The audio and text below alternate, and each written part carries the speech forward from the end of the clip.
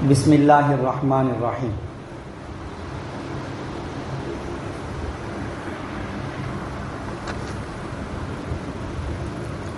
عن عائشة رضی اللہ تعالی عنہا قالت قال رسول اللہ صلی اللہ علیہ وسلم وجہوا هذه البیوت عن المسجد فإنی لا احل المسجد لحائض ولا جنوب، رواہ ابو داؤد۔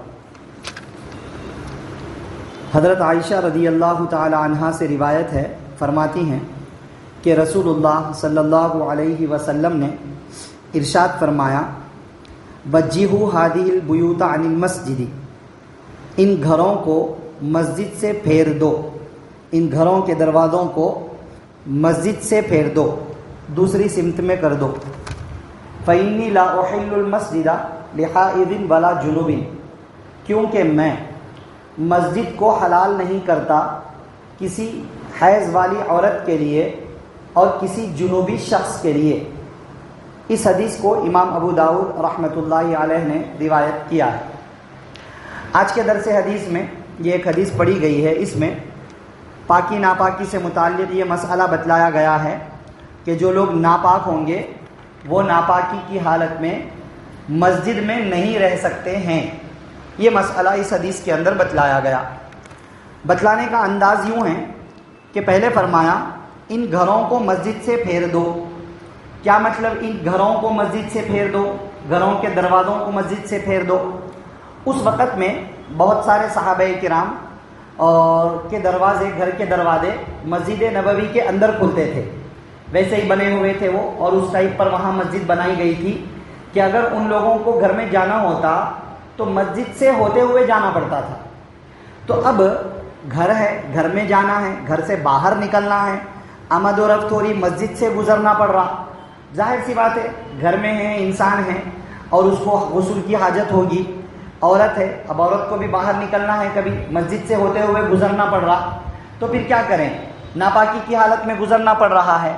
تو آپ صلی اللہ علیہ وسلم نے جب باضابطہ احکام اللہ کے نبی صلی اللہ علیہ وسلم کو دیے گئے، تب آپ نے فرمایا کسی حیض والی عورت اور کسی بھی جنوبی کے لیے مسجد میں رہنا، مطلب مسجد میں آنا جانا، مسجد میں رہنا، مسجد سے گزرنا، یہ جائز نہیں ہے، اجازت نہیں ہے، یہ گناہ کی بات ہے، کیونکہ میں حلال نہیں کرتا۔ صاف الفاظ میں یہ چیز منع کر دی گئی ہے، صاف الفاظ میں بتلا دیا گیا کہ ناپاکی کی حالت میں مسجد میں رہنا جائز نہیں ہے۔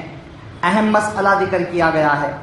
چنانچہ اب اگر کوئی شخص اس کو باہر اپنے گھر میں غسل کی حاجت ہوئی اور وہ ناپاکی کی حالت میں غسل کرنے سے پہلے مسجد میں آ جائے تو اس کے لیے جائز نہیں ہے، یہ تو گناہ ہے، یقیناً گناہ ہے۔ ایک شخص جس کو غسل کی حاجت ہی مسجد میں ہوئی، مسجد میں آرام کر رہا تھا، لیٹا ہوا تھا، غسل کی حاجت ہو گئی، یا پھر یہ ہے کہ معتکف تھا، اعتکاف کی حالت میں تھا اور غسل کی حاجت ہو گئی، اب کیا کرے؟ نیند میں تھا، سو رہا تھا اور رات میں کسی وقت اس کو غسل کی حاجت ہو گئی اور اس کو جاگنے تک تو ظاہر سی بات ہے پتہ نہیں چلے گا، اور اس میں کافی وقت لگ گیا، 12-1 بجے کے قریب غسل کی حاجت ہوئی اور آنکھ کھلنے میں اس کو 4-5 بج گئے، تو یہ جو 3-4 گھنٹے ناپاکی کی حالت میں گزرے، یہ 3-4 گھنٹوں پر اس کو کوئی گناہ نہیں ہوگا، کیونکہ ان 3-4 گھنٹوں میں وہ سو رہا ہے، وہ نیند کی حالت میں ہے۔ اور اسلام کا ایک اہم ضابطہ یہ ہے کہ جو شخص سو رہا ہے اس سے احکام متعلق نہیں ہیں یہاں تک کہ وہ جاگ جائے، تو وہ تو سونے کی حالت میں ہے۔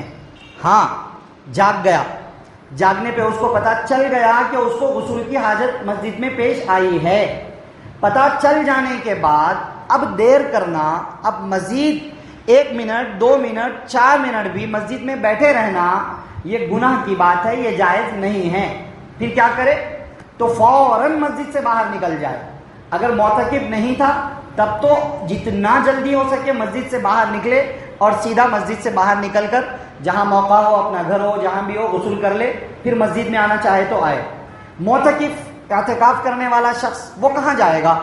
اسے تو مسجد میں رہنا ہے، مسجد کے حدود شرعی میں رہنا ہے، لیکن جب اس کو غسل کی حاجت ہو، وضو بنانا ہو، تو اس کے لیے مسجد کے حدود شرعی سے نکلنا جائز ہے۔ بلکہ غسل کی حاجت ہو جائے تو پھر اسی حالت میں مسجد میں رہنا معتکف کے لیے بھی گناہ ہے. جتنا جلدی ہو سکے غسل کے کپڑے ساتھ میں لے اور مسجد کا غسل خانہ اگر مسجد میں ہو تو, اور اگر مسجد سے باہر, مسجد میں تو کوئی غسل خانہ بنا ہوا ہی نہیں ہے, مان لو کوئی ایسی مسجد ہے کہ صرف نماز پڑھنے کی سہولت کے لیے راستے میں بنائی گئی, اب وہاں پر کسی نے اعتکاف کیا لیکن اس کا گھر اس سے کچھ قریب میں ہے, اب تو وہ فوراً کپڑے لے کر اپنے گھر کو جائے سیدھا, اور کم سے کم وقت میں غسل کر کے, غسل سے فارغ ہو کر فوراً مسجد کو آ جائے. اس کا اعتکاف نہیں ٹوٹے گا اس کی وجہ سے. ہاں غسل کر لے کے گھر میں بیگم کے ساتھ باتیں کر لیتے بیٹھ گئے, بھائی بہن تھے ان کے ساتھ باتیں کر لیتے بیٹھ گئے, پھر مسجد کو آ رہے, تو غسل کی وجہ سے باہر گیا تھا اور غسل کر کے آنے میں جتنا ٹائم لگتا اتنے ٹائم میں تو اس کا اعتکاف نہیں ٹوٹا تھا, مگر اب وہ باتیں کر لیتے بیٹھ گئے تو اس کی وجہ سے اس کا اعتکاف ٹوٹ جائے گا. ٹھیک ہے نا, یہ مسئلہ ہوا معتکف کے لیے. تیسری صورت, غسل کی حاجت ہوئی, یہی دوسری صورت ہی کا حاصل ہے. یہ گزر رہا ہے, یہاں سے وہاں تک گزر رہا ہے, تو اٹھ کے جانے کے درمیان میں جو مسجد سے گزر رہا ہے, 2-4 صف, 5 صف, 10 صف, ناپاکی کی حالت میں گزر رہا ہے, یہ گزرنے پر گناہ ہوگا کیا؟ گزرنے پر گناہ نہیں ہوگا, کیونکہ کوئی آپشن ہی نہیں ہے مسجد سے باہر نکلنے کا. کوئی یہ ایسا تو نہیں ہے کہ بھائی یہاں سے اچانک آنکھ بند کرا غائب ہو گیا مسجد کے باہر نکل گیا, ایسا بھی نہیں ہے. بھاگ لیتے جا رہے تیزی سے, وہ بھی صحیح نہیں ہے, کیونکہ اسلام نے, آپ صلی اللہ علیہ وسلم نے نماز کے لیے بھی دوڑنے سے منع فرمایا ہے. نماز جماعت پڑھی اور تم بھاگ لیتے دوڑ لیتے آ رہے, اس سے بھی منع کیا ہے. الدین یسر, دین سہولت والا مذہب ہے. ناپاکی کی حالت میں رہنا گناہ ہے, وہ بغیر مجبوری کے اسی حالت میں پڑے رہنا گناہ ہے. چلنے کا جو ٹائم ہے وہ مجبوری ہے ہماری, گزرنے کا ٹائم, تو اس میں مسجد سے باہر نکلنے تک کے وقت میں کوئی گناہ نہیں ہوگا. مگر ایسا بھی نہ کرے گزرتے بات کر لیتے, ٹھہر گئے تھوڑی دیر, خیر خیریت پوچھ لیتے, پھر ایک صف گزرے, پھر خیر خیریت پوچھ لیتے, کھڑ گئے, ویسا بھی نہیں کرنا. سیدھا گزر جانا, گزر کے پاکی وغیرہ حاصل کر کے پھر مسجد میں آنا چاہیں تو آ سکتے ہیں, کوئی حرج کی بات نہیں ہے. یہ 2 چند مسائل ہیں ناپاک لوگوں سے متعلق, کہ کوئی بھی ناپاک مرد مسجد کے اندر غسل کی حاجت ہونے کے زمانے میں نہیں آ سکتا ہے, اور کوئی عورت بھی پیریڈز کے زمانے میں ہو وہ مسجد میں نہیں آ سکتی ہے. عورتیں تو نارملی آتی بھی نہیں ہیں, لیکن مسئلہ یہ ہے کہ عورت بھی ناپاکی کی حالت میں مسجد میں نہیں آ سکتی ہے. ٹھیک ہے نا بھائی. مقصد کیا ہے حدیث کا؟